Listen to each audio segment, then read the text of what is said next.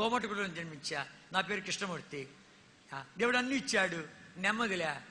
జీవితంలో మరణిస్తే ఆడిపోతాను ప్రశ్న వచ్చింది, జవాబు దొరకలే. ఇంక దేవుడు చెప్తాడని చెప్పి తిరుపతి మొదలుకొని కన్యాకుమారికి యాత్ర చేశా, ఏదో మాట్లాడలే. చివరికి హైదరాబాద్ చేరా, అరే దేవుడు లేడు దైవం లేదు పద చచ్చిపోతామని చార్మినార్ ఎక్కా. దుమికేస్తామని వెళ్తుంటే 2 ప్రశ్నలు వచ్చాయి. ఎవరి గురించి జీవించాలి, దేని గురించి జీవించాలని ప్రశ్నలు వచ్చాయి. అర్థమే జీవితం వ్యర్థమే, ఎవరి గురించి జీవించాలి తెలియపోయి, దేని గురించి జీవించాలి తెలియపోయి, పద చచ్చిపోతాం కాలు ఎత్తాను. ఆ ప్రేమలు దేవుడు చావని వలే. చావు రాకపోతే అని తలంపు వచ్చింది. మధ్యాహ్నం 12 గంటలప్పుడు పైన ఉన్నాను, కిందంతా ట్రాఫిక్ ఉంది, బస్సులు కారు వాహనాలు ఉన్నాయి. నీకు చావు రాకుండా బస్సు మీద పడతావు, కారు మీద పడతావు, కాలు పొద్దు చేయబోద్దు, నడుగుతో వికలాంగుడు అయిపోతావేమో, మిగిలిన అంత బతికంత పడకలో ఉండలేమో. అట్టాడిద్దు త్వరగా చచ్చిపోలా అని చెప్పి దిగొచ్చాను. కరెంట్ నిలబట్టుకుంటున్నాం, రైలు పట్టాలు అనుకుంటూ ఉంటుండగా అద్భుతకరంగా రోడ్డు పక్కన ఉండే వాక్యం దేవుడు దర్శించాడు. ఆ వాక్యం కింద ఉన్నట్టు అడ్రస్ పట్టుకుని అడిగితే వాళ్ళు హెబ్రోన్ పంపించారు నన్ను. హెబ్రోన్లో ఓ ప్రశాంత వాతావరణానికి ఆయన తీసుకుని వెళ్ళి 4 మాటలు చెప్పగానే నా పాప జీవితం గుర్తుకొచ్చింది.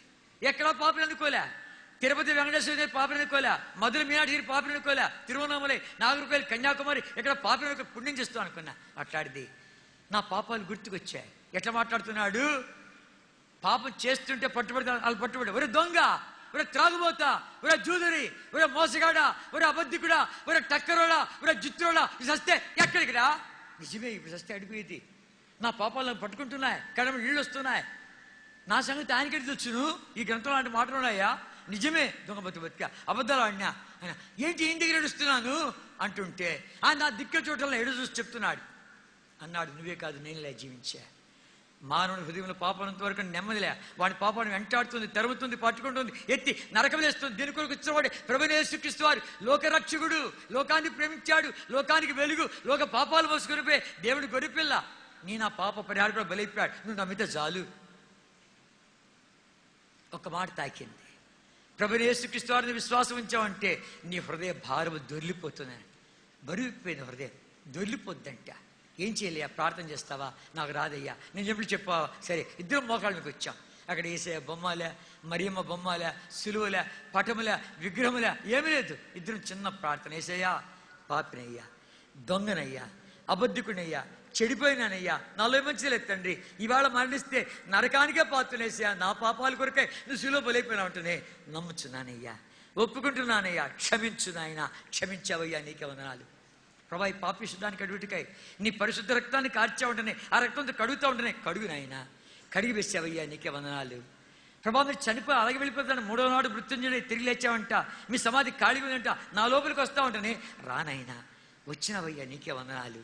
నా ఆత్మ, నా ప్రాణము, నా దేహం నీ చేతులు పెడుతున్నా, నేటి దినము నుండి ఈ దుష్టలోకంలో నన్ను నడిపించమని యేసుక్రీస్తు ప్రభు నామమున పేరిట ప్రార్థిస్తున్నాను తండ్రి, ఆమేన్. ఈ చిన్న ప్రార్థన 1964వ సంవత్సరం ఏప్రిల్ నెల 27వ తారీఖున సోమవారం ఉదయం దాదాపు 10 గంటలు చేశాను. ఇవాళ సరిగ్గా 46 సంవత్సరాల 16 రోజులైంది.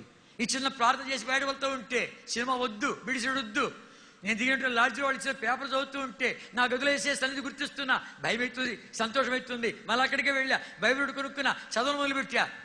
వాళ్ళన్నారు మోకాళ్ళు మీకు వచ్చి చదువు, ఈజోడు మాట్లాడతాడు. అరే తిరుపతి వెళ్ళుకొని కన్యాకుమారికి యాత్ర చేస్తే ఏదోడు మాట్లాడలేదే, ఈయన మాట్లాడుతా ఉంటా అని చెప్పి మోకాళ్ళు పడే చదివింది. ఒకసారి స్వరం కానీ ఎవరో మాట్లాడతాడని చూస్తే మళ్ళీ అదే వాక్యం, ఓ ఇలా మాట్లాడతావు, ఇదే మొట్టమొదటిసారి ఉండమని చెప్పి ఆ సంతోషం తట్టుకోలేక కింద పడి పొరలాడి ఆ సంతోషం ఆపుతండి, తట్టుకోలేను, ఆపు. అంత సంతోషం. నా డబ్బు ఇలా, చదువు ఇలా, తల్లిదండ్రులు ఇలా, కులం ఇలా, గోత్రం ఇలా, తిరుపతి వెంకటేశ్వర, మధుర మీనాక్షి ఎక్కడ దొరకనిది. 27వ తారీఖున ఏప్రిల్ నెల 1964 సోమవారం ఉదయం దాదాపు 10 గంటలకు ఇచ్చాడు. జీవితంలో గొప్ప మార్పు. సినిమాలు బాయ, బీడీ చేయడు బాయ, అబద్ధం బాయ్, దొంగతనం బాయ. దేవుడు ప్రజలు ఎక్కడ, దేవుడు వాక్యం ఎక్కడ, దేవుడు సన్నిధి ఎక్కడ, తాపత్రం చుట్టుకుని ఉంది. జీవితంలో ఎంత మార్పు అంటే మా అమ్మ నాన్న చూసి మా అమ్మకి పిచ్చి పెట్టిన పిచ్చాసుపత్రులు 3 రోజులు చేర్చారు. మాట్లాడుతున్నాడు, ప్రార్థన జవాబిస్తున్నాడు. అంతేకాదు ఈరోజు మరణిస్తే నా దేవుడి దగ్గరికి వెళ్తాను నమ్మిక ఇచ్చాడు.